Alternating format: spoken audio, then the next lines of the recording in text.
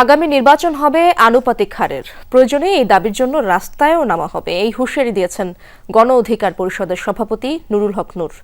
সকালে গণ অধিকার পরিষদের বর্ধিত সভায় একথা বলেন তিনি। বলেন, সংস্কারের প্রশ্নে গণ অধিকারের প্রস্তাব গ্রহণযোগ্য।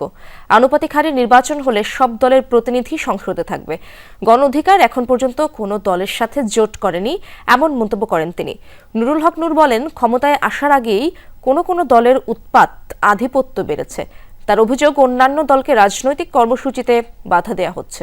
বলেন, রাজনৈতিক ফায়দা নিতে কেউ আওয়ামী লীগকে জিইয়ে রাখতে চায়। আমরা পরিষ্কারভাবে বলতে চাই, ওই পুরানো ব্যবস্থার জন্য আমরা জীবন দেই না। অবশ্যই ব্যবস্থার পরিবর্তন আমরা করব। আগামী নির্বাচন হবে আনুপাতিক হারে, সেই দাবিতে প্রয়োজনে যদি আবার আমাদেরকে রাস্তায় নামতে হয়, অবশ্যই আমরা অন্যান্য যে সমস্ত দল এই দাবির পক্ষে একমত, তাদেরকে নিয়ে আমরা রাজপথে নামব।